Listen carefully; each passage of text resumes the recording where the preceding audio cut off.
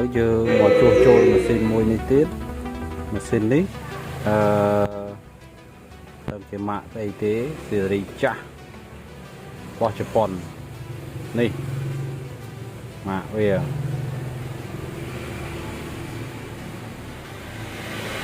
mà mình xin ấy mình đẩy sọt tầm mòn này vì bạn đầy cạnh nhỉ chẳng dương thử sơ mỗi tầm bầy đã đại cạnh nhưng tầm bầy bàn pra bên của viên ấy vì xử lý chặt mình tên đấy lọ mẹp lên thầy sẽ một thầy ấy em xin nó cái này ở sơ miền lối chứ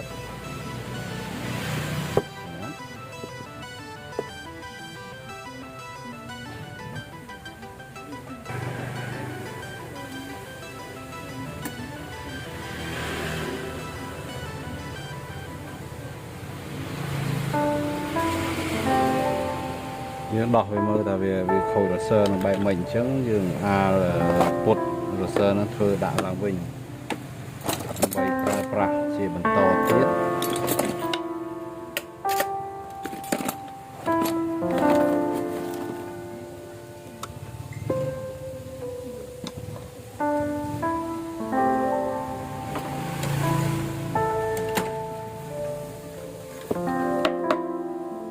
đọc về lại nè chờ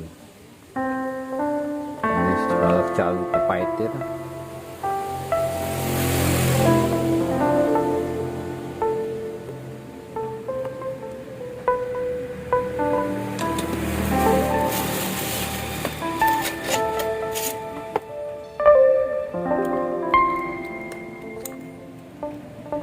đấy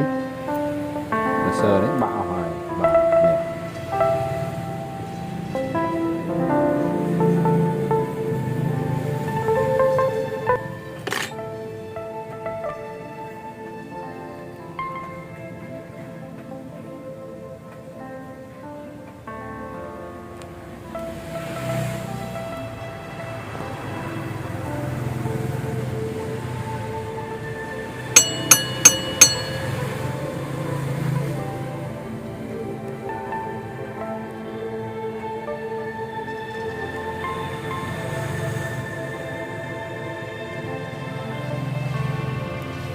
chẳng dân thôi là sơ làm vinh là dân phải cột về làm vinh nhỉ dân phải mơ tầm rung về sắn tầm rung vía cứ bài này về nơi trẻ về nơi cầm chế về nơi cạnh chế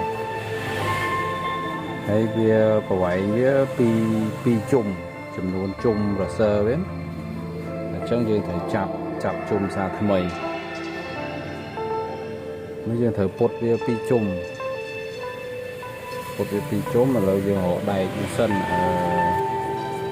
dương do đầy được sơ một thứ bạn về rừng mòn và cana dương do đầy thòm mà đá dương ở lại một bàn tê về là hạ bạn chứ dương thử họ đầy được sơ mà bột dương bột được sơ dương do đầy của phê mấy mà bột có bán đầy đầy lù đi nọc lúa xe của mình dừng cho một cột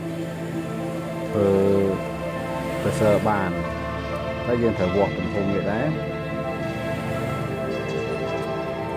vì cana dừng cho thông phết vì ở sơ ở lúa thì chẳng như đây tôi trở lại trong cột ở nông sản mới sân ta ai thở bàn họ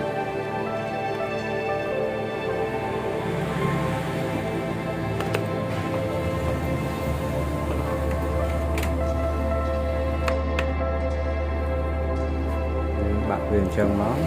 chạm mà lấy chứ chạm về chuồng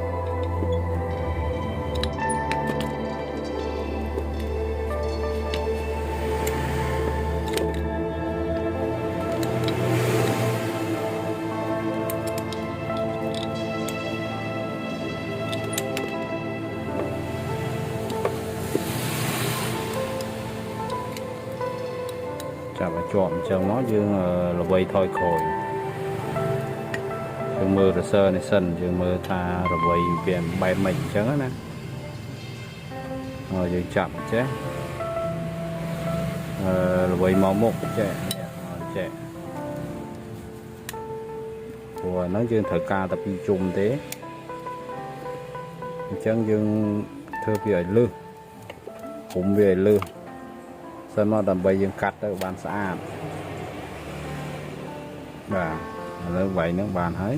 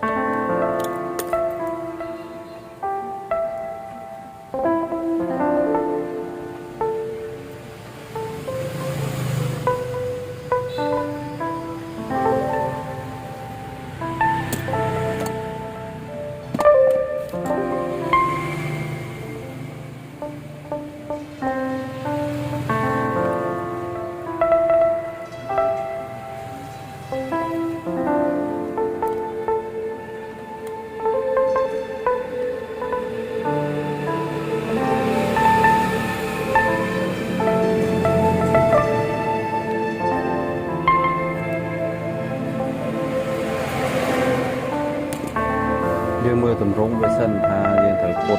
thang na chẳng lấy về trường khổ mấy là khẳng đấy hay chầm nội ní dương cục bông với mưa sân làm bày ở về cạch ở về toạt đấy chẳng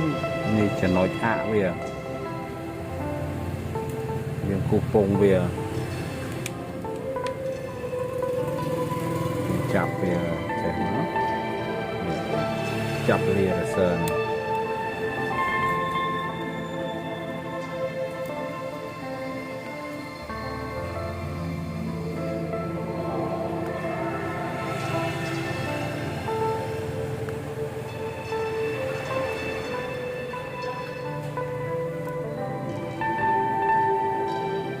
cho bạch về này thì từ xa bạch như tới về biệt lìa kháng vì ọt sâu toạt này chặt về chân máu dương làm tầm rung mà chả về ní trắng dương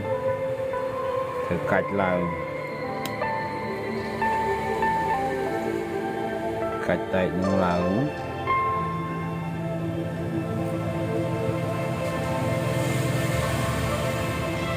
và cạch tay nó là sạc tiền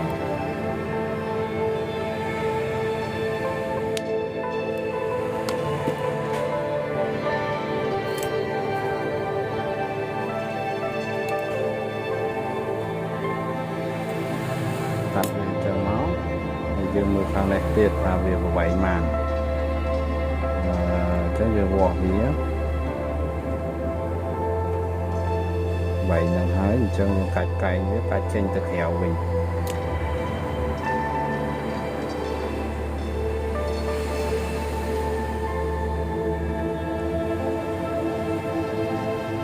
cạch cày như trên mặt hẻo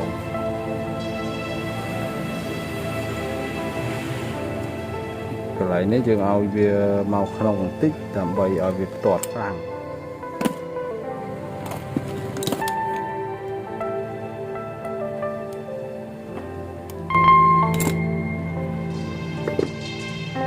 đó dương lô về sáng rồi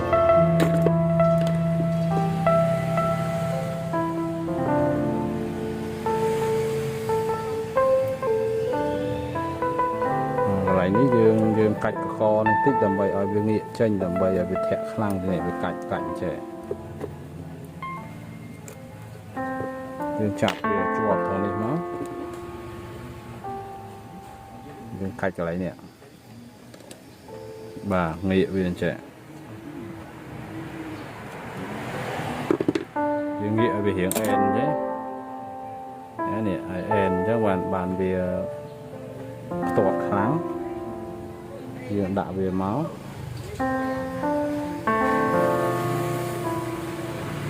dương thử đo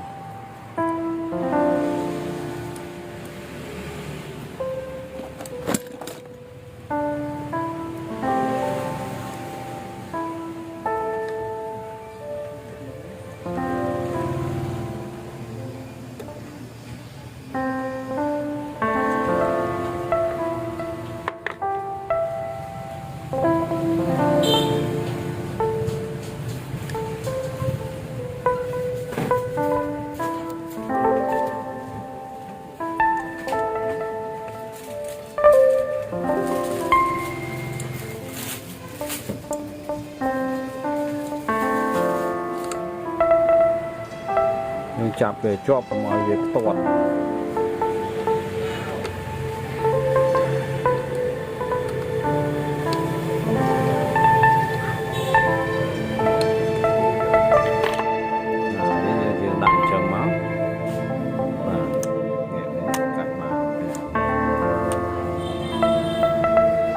dương đã bàn cho hai nữa là dương chạp ở nơi châu cho mình bây giờ tốt của chạy nâng mà sân nâng về chạy inox trong về ọt chọi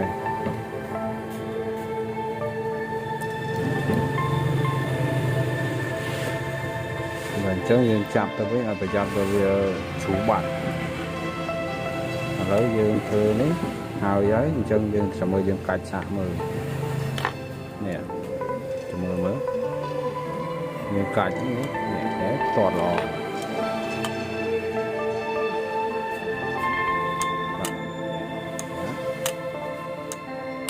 tọt làm nên phải xài những người tới việc trấu cạch tới lò chứ về khác nhưng tôi đã thử cạch tới vì tọt chứ này vì spực gì đó nhưng tôi máu thử chung thử của vậy biết chẳng bia lò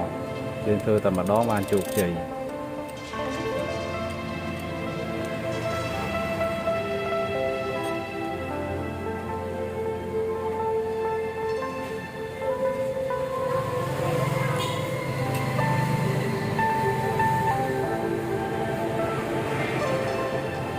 chẳng bàn hái